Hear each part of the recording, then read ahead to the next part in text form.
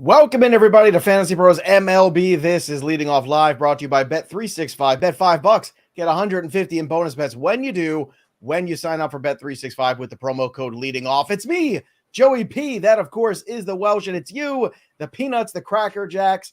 Hopefully, everybody had a lovely holiday weekend. Again, shout out to all of our service men and women out there for giving their all and giving everything to our nation.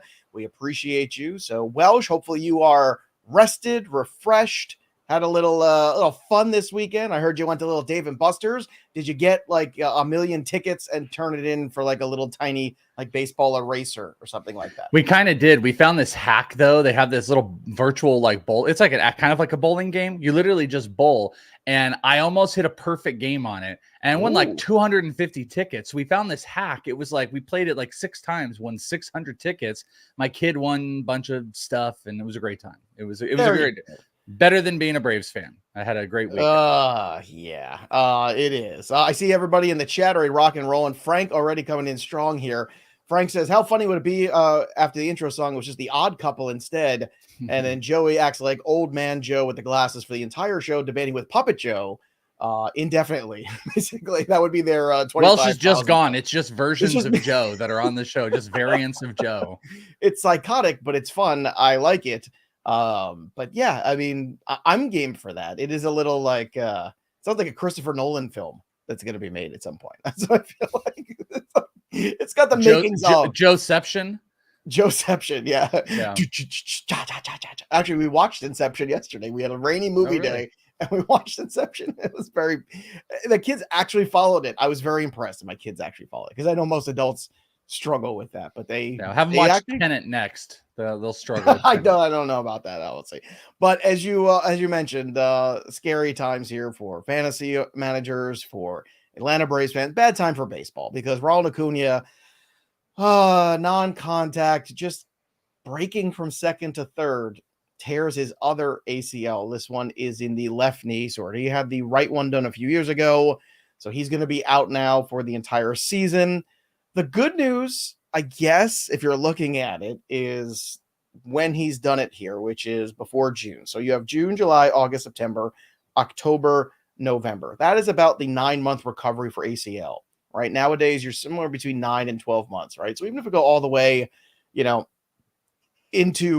2025, you would hope that by the end of April, at the worst case scenario, if everything goes well, that he'll be back. So I don't know what kind of solace we take in this, but let's start with the Braves and the short-term solution for them. The Phillies, in case you're wondering, already moved ahead of them with a rocket ship. They're minus 200 for that division, but I've been talking about the Phillies for 3 months now to win that division and to go to the World Series. Welsh, I've heard Tommy Pham's name. I've heard Brent Rooker's name, which is really interesting. But at the same time, the immediate just seems like Jared Kelenic, Adam Duvall, like those are the big beneficiaries of this terrible, terrible, let's call it what it is, a fantasy baseball tragedy.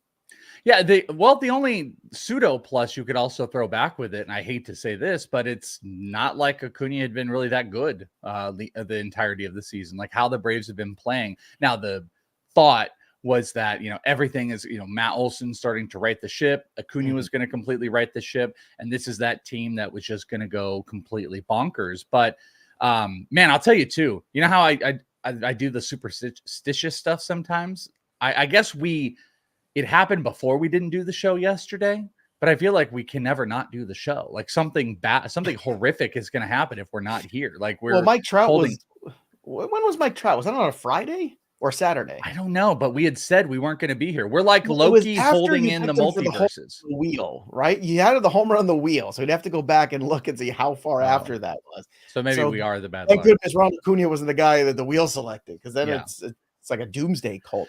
Here's an interesting one too. I'm going to throw this out there. Jerry here in the chat. Acuña injury starting to pile up now. Yes, but he's still very young. I know there's some people now that are starting to throw their hands up. I think that when the guy had the one ACL blown, and this is something that I acquired in my home league this offseason, and I did it knowing that at some point, feeling in my gut, that at some point the other one was going to go. Typically, that's what happens. When you look at the running backs, when you look at, in NFL, like when you blow the one ACL, typically at some point the other one goes.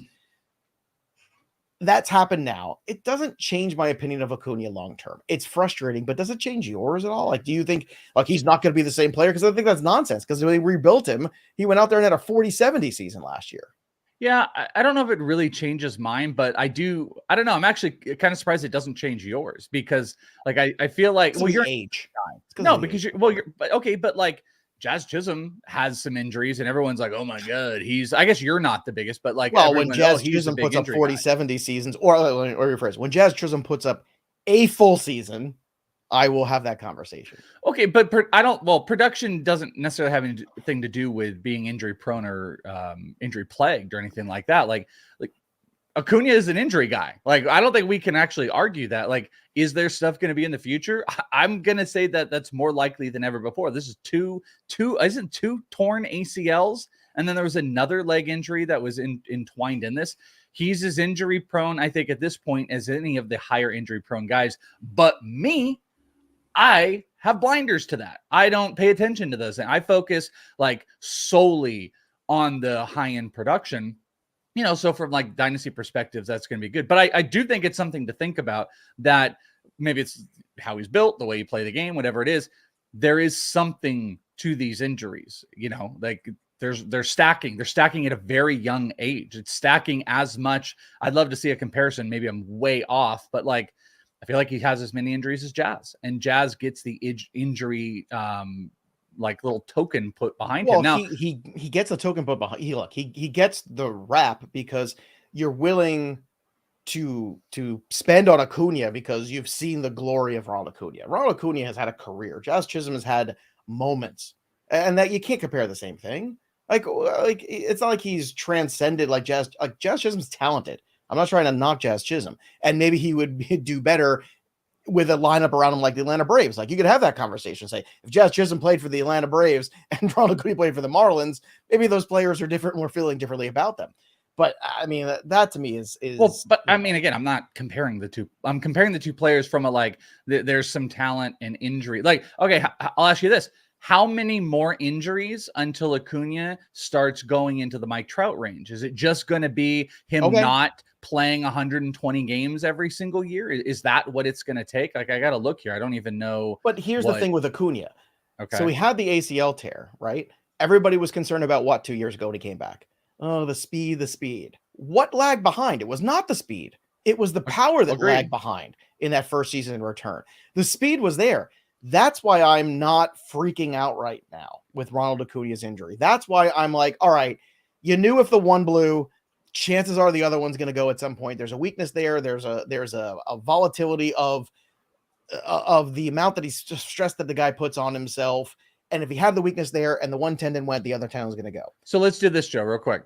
Okay. But if they rebuilt it well enough for him to go have a 40-70 season last year, and now he knows, I just want to say this, Welsh, now he knows mentally that he can recover and not just be good, but be the best player in baseball. I think so much of this is the mental game with these guys. And I think knowing that in his gut, like, it's going to be frustrating. It's going to suck. He's going to hate it. But he knows, okay, I can come back and still be Ronald Acuña at a high level because I've already done it. So I think that is a huge hurdle to overcome mentally. I mean, if you think that's like he's going to hold himself back because he's not going to be able to have a full recovery. He's played 7 seasons. Now, there's a COVID season in there, so let's not add that. How many seasons has he played more than 120 games? So really, let's do the 6. Of 6 years, not COVID season, how many has he played more than 120? 1. He has played 1 season where he's had 120 games. 1 season in, I'm sorry, 2. I lied. Is 2 seasons where he's played. No, it's 3. 3. Oh, wait, no, what? No. Joe, you know what? It was 4. 2. 2019 and 2023 are the only times he's ever played more than 120 games in his career. I'm not going to make this big narrative, this huge, big, crazy narrative about Acuña. But for everybody that is out there, you injury worrywarts, I will find it very interesting if you don't consider this a guy that is on that same like Eloy path of not playing 120 plus games. The Trout path. There's 7 seasons in there. In fairness, he put to play 119 one year. Well, that's why I said 120. Okay, that's fine. If I said 119, that would be 3. Okay, right. But still 120. That's a decent marker. I mean, Again, how many more of these seasons until this is in the Trout range? Trout came back like freaking gangbusters. You also talk about the generational talent that Acuña was. We also can't ignore the beginning of this year. He stunk. He's not. The power is depleted. He can still steal. And maybe the knee was stunk from power, by the way. Maybe that knee was giving him trouble. Like now, I think we can look back on it and go, maybe the knee's been giving him trouble the whole time, and maybe it just finally went on. He's been playing through it. By the way, they're the same age. And I'm looking at the cumulative stats between these two guys. Who? Jazz Chisholm. Oh, Jazz. You're talking Jazz. Okay, gotcha. The Jazz Chisholm and Ronald Acuña are the same age. And look, I like Jazz Chisholm. He's fun to watch. He is a lot of power, speed, fun. In a better environment, I'm sure things would go better for him. Your argument's not lost on me. We should not brush aside all the injuries, but it's the same injury. It's a weakness that he's got in this. We know that when that knee was right and rebuilt, he wasn't good. He was the 101. And Jazz Chisholm hasn't sniffed a first round season. I'm not comparing that. I was just using Jazz as like a talented player who's had lots of injuries. They're not. Mike Trout's an interesting one too. Mike Trout's another one. But again, I feel like the Mike Trout injuries. Where is Mike Trout age-wise now? Too I think he's like 33. By the way, Jazz has played. 20s. He's going to be. Ronald Acuña is going to be back from this injury. He's going to be 27, 28 years old. Yeah, and then years are 28 to 31 in the major and maybe he's going to be like Trout though. Maybe it is going to be where Trout is 30. He's going to be 33. And let me see how. By the way, Jazz had played 120 games only once. Mike Trout has not played 120 games since 2019. But hey, since 2000, I was hoping actually that was 2, but 134, 140. I mean, he played a bunch up until, he hit like 28, 29. Again, it's kind of, it's just a conversation for the injury people. Like, I don't know how to project it. It's unfortunate the Jazz's injury also coincided with the production not being kind of at that tippy top, and all of those things kind of hit, but there is something maybe to that. But I do think it's something interesting. You guys are talking about Brent Rooker as a replacement. I think that's going to be pretty hard to. Tommy Pham is an easy one. Tommy Pham, super easy. But Jazz, that could be a possibility. The Marlins are going to trade Jazz Chisholm. They will 100% trade him. Like, that doesn't happen very often. I'm just saying that might be an interesting one. They've got about it. The Braves have pieces. They've got some lower level minor league hitters, some higher level pitchers. I don't know what it would really even take to get a guy like Jazz. I'm not saying that they would do that, but you want a guy who can run a little bit, who's got some big power. Maybe that's. I think they'd be better with a consistent hitter. But Tommy Pham, 315 batting average, 3 homers, 3 steals so far in the year. 12 RBI, 17 runs scored in 28 games. He's rostered in 32% of leagues. He was actually in my waiver wire video a couple weeks ago where I was like, look, this guy's like rostered in 8 or 18% of leagues, something like that. It was nuts. Like, add this guy because at some point, Tommy Pham's going to get traded because the White Sox aren't going to keep him. And guess what? True. He's going to get traded. And could be to the Braves. All right. I want to lift everybody's spirits because that was very depressing. Angel Hernandez is retiring. There you go. See how instantly, look, Welsh is smiling. I'm smiling. This made me... The peanuts and crack. Now, here's the thing. In a way, I feel like we're losing a great baseball meme. Like, I don't think it's going to go away, but we will miss complaining about Angel Hernandez and laughing about the absurdity of his calls. Plus, it also puts us in danger because we've always said on this show, Angel Hernandez is the proof that you can be terrible at your job and it doesn't matter. You can keep doing it forever and ever. That standard's going away now. So that's a problem for us. Yeah. Welsh. That's how I see it. What's your favorite Angel Hernandez moment? Because I have mine. Oh, I don't know if I know. I mean, I saw like the videos that people were sharing. There's some horrific ones. There's a Wyatt Langford one this year. There's that one third base where Angel calls Harper out and he just freaks out. My favorite moment is his lack of accountability that you can see every single time he makes a call or throws someone out specifically. He just throws them out because he knows that he did a bad job with it. So that it's kind of this cumulative. Every time he throws a guy out, it's like, oh, you got caught. That's where we know you got caught. What's your favorite? It's the Schwarber one. The Schwarber. Oh, that's a great one at the end. It's so good, and it's such a terrible call. And Schwarber's like, here it comes, and then it happens, and then Schwarber just, and there you go. South African G's in the chat. I wish I could have seen Kyle Schwarber's face. I mean, somebody should do a compilation. If I was an MLB journalist, I would be trying to contact every player I could. Thoughts on Angel Hernandez retirement, and then do that. Like that. I will tell you this. Two things. Funny, I was thinking about this. You're like, oh, we're gonna miss him. That's kind of like, the Daily Show wishing there was a different president, or media being like, oh, we don't have the right guy. Like, that's the same level of like, oh, we're gonna kind of miss the storylines. No one's gonna miss the storyline of Angel Hernandez. No, we're not. But also, does anybody on the planet believe that he's retiring on May 27th? He's being retired. It's time for you to go. You're being retired. That's what it is. We reached a settlement on your retirement. I want a settlement on my. No one has ever been. Well, is there anyone that's ever been worse at their job that couldn't get pushed out? He's been doing it for 30 years. 30. I saw that and I couldn't believe that. I was in high school and this guy was an umpire. And I'm old. Yeah. I feel bad. I actually kind of feel bad too, because like he's unanimously hated for how bad of a job he's had, and he's just kind of kept going. Like, you're not gonna like Angel Hernandez. I know Angel Hernandez. We were in grade school together. We did macaroni art and we made turkeys of our hands together. And his turkey only had 4 fingers on it. I told him it was wrong. And then you know what he did? He threw me out of the kindergarten class. He just to get out of here. They threw me out. And I said, the turkey's supposed to have the 5 fingers. And he said, you don't know what you're talking about. Get out. It's funny you're wearing glasses and talking about Angel Hernandez retirement. Yeah, that is funny. All right, let's get to some baseball stuff from the weekend. Nick Lodolo returned yesterday. We said he was going to, and he did. 1 run, 5 1/3 for him. So good. Julio Rodriguez, boys and girls, don't look now. I think Julio's getting hot. I think it's starting to happen. I know it's been tough, everybody. I know. Just stay the course. Julio is a very talented player, and he's still so young. And I think people forget that. 3 for 5 with a homer on Sunday. He had a couple straight games with homers. Wyatt Langford is back today, Welsh. Today. So I guess in shallow leagues, here's a question for you. Do you think that Wyatt Langford's maybe hanging out in more shallow leagues than people realize and could be a solution to the Ronald Acuña problem? You mean for their fantasy team? Yeah, I'm just saying, like, I mean, for leagues that, like if you're in a 10-person league and you only have a couple IL spots, right? Like our crazy Fantasy Pros league that we're in, there's only 2 IL spots. Like I'm in. I'm not in. I was in.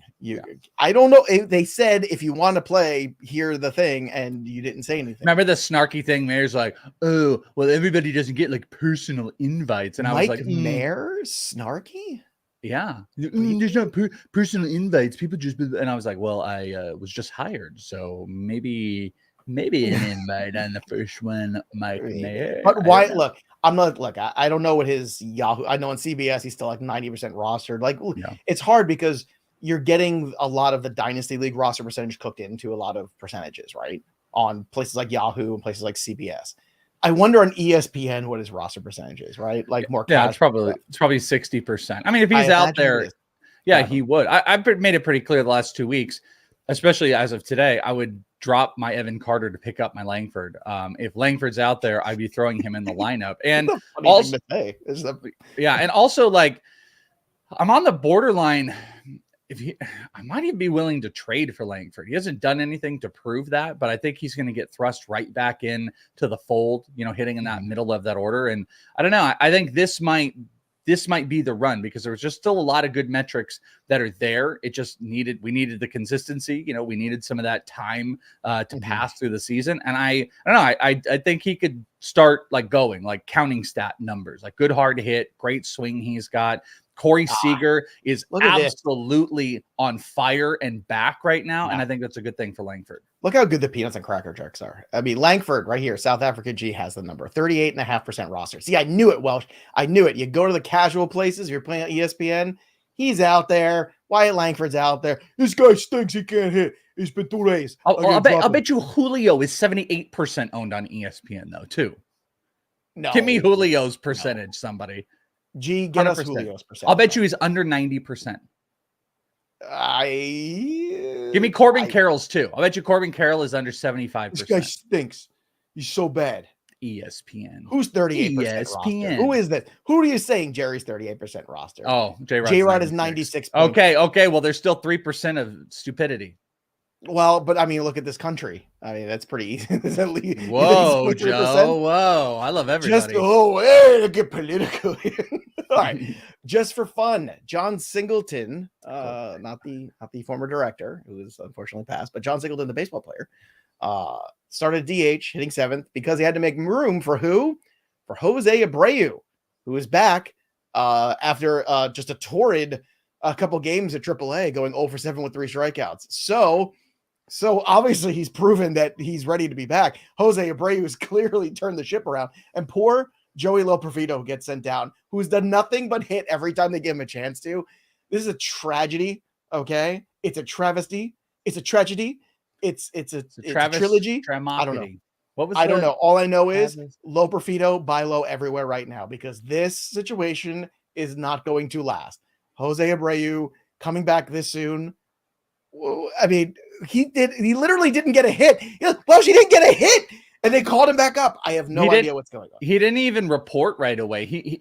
I read this interview that he was like, he needed to get his head right, and that's why he didn't report for like a week or something like that. He needed to get back and figure. I think he was alluding to like just retiring and being like, he did the third person thing. He's like, can we get the Jose Abreu that everybody knows back, and blah, blah, blah.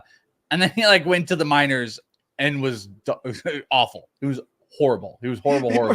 He's defending him because he's Italian. You're right. I am. That sounds like I'm defending him because have you watched him play? I mean, it's fine. He's good. By the way, Corbin Carroll 95% roster on ESPN. So okay, well, there's still some wiggle room in there.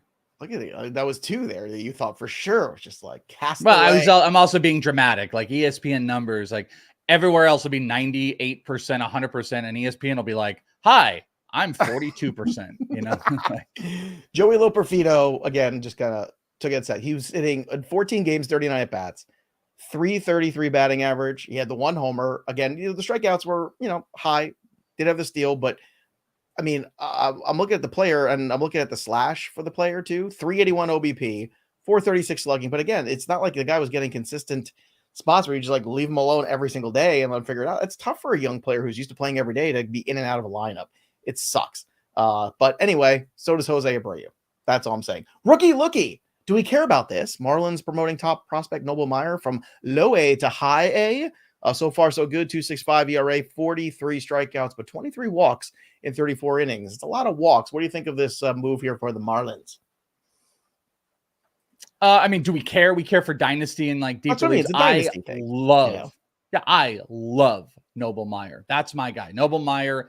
I was kind of going nuts on the draft. I did the live draft coverage on CBS, and I said on there, I was like, listen, I think there's a possibility that Noble Meyer could be the best pitcher that comes out of this class. And that was with Paul Skeens. That sounds kind of stupid right now, but Noble Meyer has been going bonkers. My guy, Tim Kanak, who does Prospect One with me, was at that last start where he was striking out 11 and just said his stuff was unreal. The command was good. The fastball set up by the slider was getting everybody. He's a must-own. He's a top 50 dynasty prospect. I do want to also add one other, because I don't see it on here if we're talking about the rookie lookie. Speaking of the Braves are calling up today a pitcher I didn't think they would call up. I thought they would call up Hurston Waldrep, but they're calling up Spencer Swellenbach, and he was from Double-A, and that's actually what's super intriguing. And if I remember correctly, that's what this feels no, like. he's a real player. I think he actually might have been a two-way player at some point, but 1.80 ERA through 8 starts, 51 strikeouts over 45, sub 1 whip, which you love to see.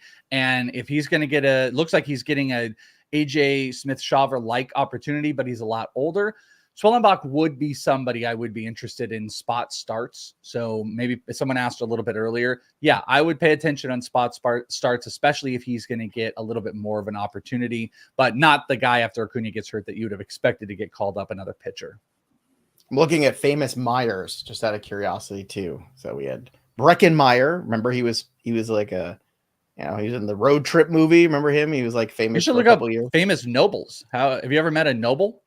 No, well, Jamie Noble, who was a wrestler. I remember that guy. But like looking at Myers, it was, of course, Urban Meyer. I probably Noble Meyer, somebody you'd rather be around. And then there's Dina Meyer, who fantastic actress. Actually, she was in what was it? What's the Starship Troopers? Right? About Oscar Meyer. And it's a couple movies of Keanu Reeves, I think, too. I want to say. So there you go. Go 90s. Wow, thanks. Now do nobles. Nobles, famous celebrity nobles. All right, we'll do the up and down, and then we'll do some more baseball. All right, chat. 3 up and 3 down. Justin Steele. Welsh gave him an encouraging text over the weekend, and it worked.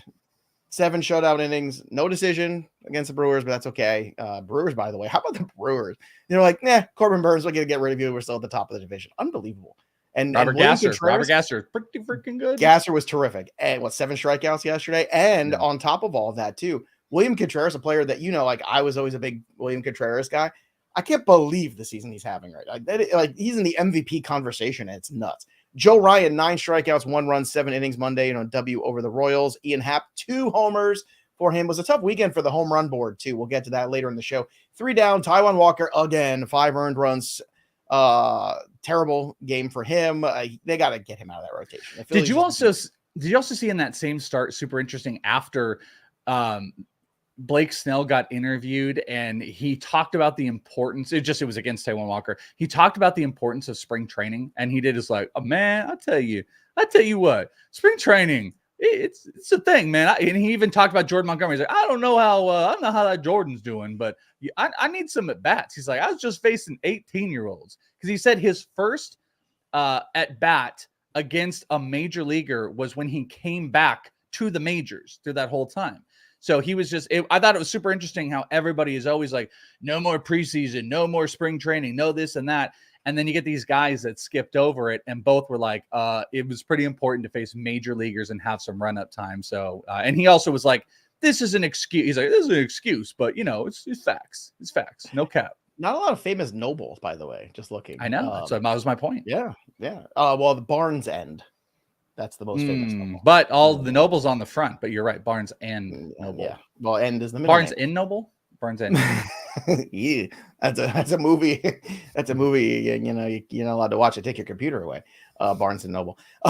Blake Snell, 4 runs, 3 earned, 4 innings, no decision for the Giants pitcher there. Charlie Morton, 8 runs, 5 1/3. This is my concern here with the Braves too. It's like you lose Strider, air goes out of the balloon. You lose Acuña, even more deflating. Charlie Morton goes out there, gives up a million runs. This is a tough weekend for Charlie Morton. It's just Charlie Morton. The 5-finger say to the face. Slap.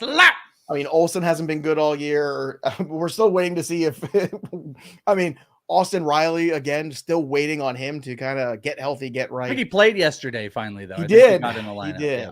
Yeah. So here we go. Speaking of injuries, Lamonte Wade, strained left hamstring, is going to undergo an MRI today. Great. I just picked him up on Sunday night, so now he's in the MRI. Perfect. Everything I touch turns to crap lately. Jorge Polanco, 10-day IL with the right hamstring issue. Christian Javier, 15-day IL, right forearm discomfort. It's been a disappointing year for Javier. Your thoughts on this injury, Walsh? On Javier's, it's not good. He has not been good. He has been in that cuttable spot. Like, you like the strikeouts, but this is good for Arrighetti. And I think Javier lives in this world of probably stream. Like, you have to pick your spots. So if you got to pick your spots and he's hurt, you can cut him in most leagues, like where there is viable options to go and pick up. I mean, at this point, Arrighetti might be a better option. Yeah. The Astros done? No, they're not done, but I will tell you, like, Jose Altuve trending in a horrific direction, had a huge April, one of the worst decliners in May, and that's going to have to turn around, and they're probably going to have to make some type of move, but they're not done because they went out and got the game's top most expensive closer. They got the top closer. They got the home run leader. They're not out of it by any means. This is a team that could be like trailing in July or even early August and still make that run. So no, there's nothing going to happen. They're only 4.5 games back. They're behind Seattle and Texas. I just worry about that. When Javier goes down, I just worry about the pitching staff, like the age of Verlander, all those things. Just really, tough. I think they need to even Kwan is starting today in AAA, so that's good. Michael Conforto, rehab assignment later on the week. Lars Nootbaar day-to-day with a hamstring strain, which sucks because Nootbaar's been red hot. The Braves did have one piece of good news. Sean Murphy, 10-day IL. He is coming off of that. So with Murphy back, and now this vacancy in the lineup too, do you see like Darno getting, bulk of DH about, like, is that how it's going to shake out for you? Like this Braves lineup there? Yeah, actually, I think that's something interesting, because what we didn't cover at the very tippy top, we kind of moved past, was like, what do the Braves do? Obviously, like Duvall, right, Kelenic, Michael Harris. But if I remember correctly, I think they're all lefties, or maybe Duvall's a righty. But I think one thing you consider doing is maybe putting Marcell Ozuna out into the outfield for some point, and then you can get d'Arnaud in at DH, and that's probably going to allow more right-handed hitters, especially if you don't want Duvall and Kelenic being, I guess they're separates, because Duvall's a righty. He comes in for Kelenic on lefty. I forgot about Ozuna. I don't know how I did. Ozuna right-handed, Harris left-handed, Duvall right-handed, Kelenic left-handed. Yeah, so there might be spots where, like, if you want Kelenic out of the lineup, that maybe you go Ozuna into left field, and then you would DH d'Arnaud, because that is something that they did and they had talked about a lot, is having both of d'Arnaud and Murphy's bat in there. I don't think there's any guarantees, but I do think that would be a likely situation if they go and make a move. And Ozuna's been so good this year too. I mean, but the idea of moving him into the outfield is a little tenuous, I think. But left field. That's why I look at the Braves lineup. Look, the Braves are amazing because they're the only team you could look at it without Acuña and go, "Hey, that's a really good lineup," because it is. I mean, Albies, Riley, Ozuna, Olsen, and then you got Michael Harris in there and Duvall towards the bottom too, and you can throw in d'Arnaud at times too. Like, that's a good lineup. I mean, the pitching staff right now, it's Sale, Morton, Fried, and Lopez. Lopez has been good. Fried turned things around. Morton was terrible, but Sale's been brilliant. I mean, they're still probably a playoff team, but it's interesting at the very least right now. Last one too, Lane Thomas activated from the IL today. So that's good news for the Nats. Maybe someday they'll bring up James Wood. That would be nice. But we were off yesterday. There were no bets, but today there are, because it's Tuesday. So it's time for Tuesday's best bets of the day with Joey P and the Welsh. Make sure you sign up for our sponsor, Bet365, and use that promo code leading off when you do. Bet $5, get 150 in bonus bets only at Bet365 with that promo code leading off. Do it. It's good for you. And of course, don't forget about the restrictions and the conditions.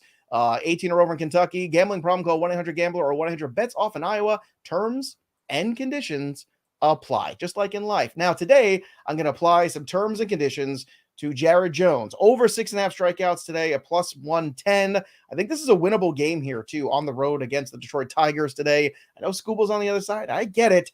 But Jared Jones has been just as good. You're getting big plus money, plus 130, plus 140 in different spots here for the Pirates today. So I kind of like this. Maybe a little bit of an underdog story on the road. Jared Jones has been so good, but give me him against that Tigers lineup. And then to me, it's all about Aaron Judge today. Aaron Judge over 1.5 total bases at minus 115.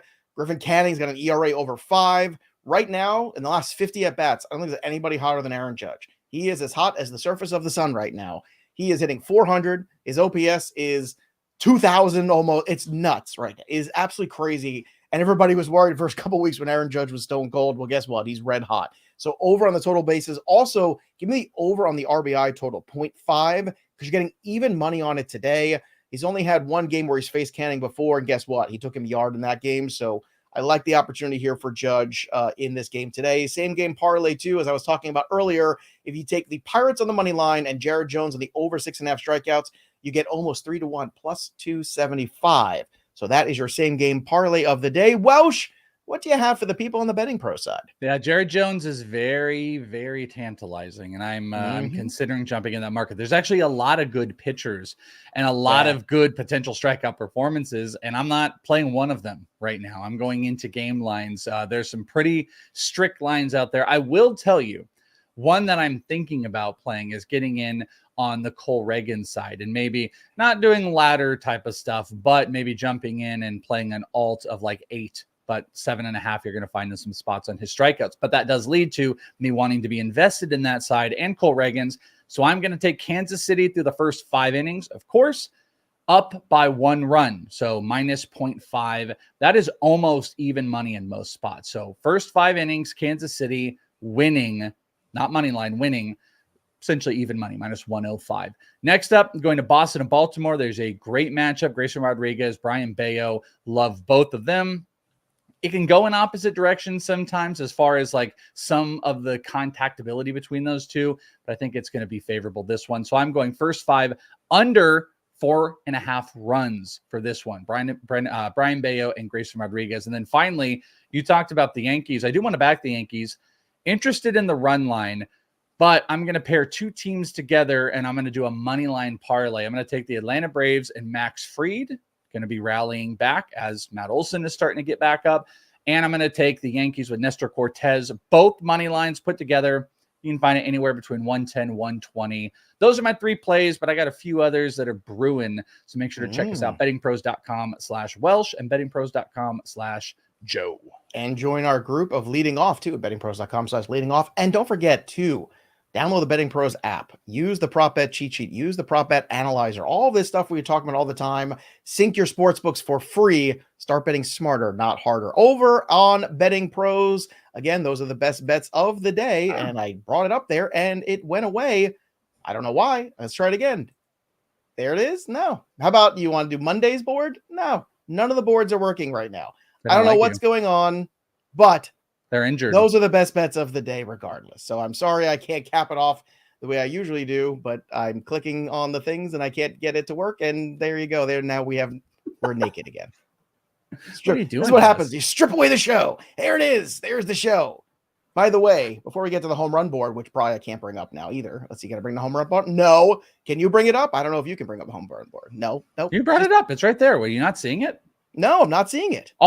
We see everything you're clicking, Joe. I'm not seeing it. Something is off. Something is wrong. Something is happening. The AI has infiltrated. I can see the overlay looks great. You can see this. You can see the home run board. Okay, well, tell me what's going on because I can't see it. Well, Pazzi is now tied with our boy, South African G, both with 20 homers at the tippy top. Bows and O's, I almost did it, is at 3. And Joe, you are tied with like 5 others with 17. Coming up the rear, you've got 20, spot 20. Wonky, not me. It's still not me. I'm happy to see Wonky Penguin on vacation. She's still got more home runs than you. I think I did get one this weekend because of Gunnar Henderson. I had the Gunnar through the weekend, so I should have gotten one on Saturday, but I don't know. What does that put me at? Someone tell me. Is it 10, 11? I have no idea. But appropriately named Fred Dinger says, spoiler alert, I just put Judge on the home run call sheet for Joe because of the bets. Yeah, you're right. That's who I'm going with today. Aaron Judge. I'm all in. No way. Yeah. Of course it is. Let's go. Come on. I can't have I took Ohtani not realizing quite how unhealthy he was feeling, and that was not good for the holiday weekend. So that was bad job by me. Also, I saw, Go Cards was giving me crap in the chat. He said, Memorial Day weekend is supposed to be about baseball and barbecues and America and all that stuff. And apparently he must have watched the 2-hour Sports Grid show on Sports Grid TV with me on Sunday because it was a 2-hour football show that we did. And so he's mad because he's used to getting 2 hours of baseball every Sunday with us. And he's I see. To which I'm going to say to Go Cards, we did that because they wanted to replay it throughout the day and the next day because people were taking off. That's so true. I was allowing other people to get days off and time off and shows off with the holiday by doing a football show. People, our chat, as much as I love our chat gets very snippy about certain things too. Like look at Razor right there. The other day when I did my video on, what was it, Free James Wood, only thing Razor could say was, yeah, come on, we know these names, give us others. Would you like names that are going to come up, or you want me to just talk about every name that could ever come up? Like, you guys get very snippy. All right. Wonky just showed up, so she wants the board back up, even though I can't see it. Okay, put it up. So there it is. There you go, Wonky. Look at you. There you go. Bask in the glow. Who are you going with your home run call for, by the way? Oh, I'm going to go with Matt Olson. Give me Matt Olson. I should just go with Corey Seager every day, but I like the matchup. Matt Olson. Get me on the board. Everyone confirmed I'm at 11. I'm 3 off from getting on the board. I have got to go on a freaking run, and I don't know. Here's the thing, Joe. Mm-hmm. Will at some point this season I make that board, knowing what we know right now? What are the odds, and do you think so? I'm going to say yes. I'm going to say at some point you do, because I think you're kind of hovering there. What you need is that one big weekend, that one big night. You need that. You haven't gotten like a double dip one where you get 2 in one day. You need that. You got to get on there. And I think your problem is, I think you're overthinking it sometimes. I think you're trying to be a fancy boy instead of just keeping it simple. People get mad at me, but I'm on the board. Just take Judge. Should I just tail you? I should just tail you for like a month. Well, if you've been tailing, I don't know why you haven't been, but not this weekend. It was not good. But I should have picked Julio this weekend. That would have been the perfect. How great. Talk about heel Joe coming out on Tuesday after the weekend Julio had. Oh, that would have been so good. Guys, I would have probably had 20, right? Did he have, how many did he have this weekend? He had 2. Did he have 3? Who? I don't remember. Julio Rodriguez. Who's on first? No, I thought he only had 1. Oh, yeah, the one? I thought he had one on Saturday or Friday, too. Oh, look at Brandon. Better odds. Welsh hitting the board or Joey P being here past 9-1. September 1st. That Welsh hitting the board. Yeah, say what happens first? I get on the board or Welsh is gone. Or Joe's gone. Do people understand how that works, though, too? That, like... I don't think people care, Joe. You can explain it. They don't care. I have bosses that want me to do certain things, and they say, you need to go do this now. And then they pay me money for it. See, that's how it works. Hey, but you know what? I have to say, the Peanuts and the Cracker Jacks are starting to make a case. You know, $1 million for you to not go at all at any point. For me to never leave, because you are showing the people at the top, not me and Welsh, we're way down here, but the people at the top, we're these little tiny people. But these people are the big, huge people. You know, Blaine is enormous. Blaine is 6'5", 240. He's not. He's actually, I think, like Wizard of Oz. Our meeting started. He goes, "Hello, everybody." Blaine's actually this is a smaller human. I've been told, like 5'2", 5'3", like smaller human. Oh, really? Oh, yeah, smaller than me. So I'm like 5'7" on a good day. So, but the big people at the top of the board, they're the ones who are now noticing that baseball is for real here. So you keep doing what you're doing, you might be stuck with me longer than you want. And then whose fault is it? It's all of yours. But smile today because Angel Hernandez isn't going to call another baseball game. So that's good enough. You can cry about Ronald Acuña. You can have all the emotions and come back tomorrow here on Fantasy Pros MLB. Subscribe to the channel. Ring the bell till it goes ding. Drop your comments below. Do all that stuff here. We love talking baseball with y'all. That'll do it for us. But the story of the game goes on. For the Welsh, I'm Joey P. We'll see you next time, kids. Peace. See you later, Angel. You're out.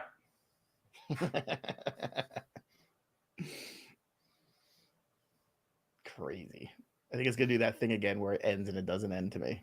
It's not ending. It's going to go on forever. Here, hold on.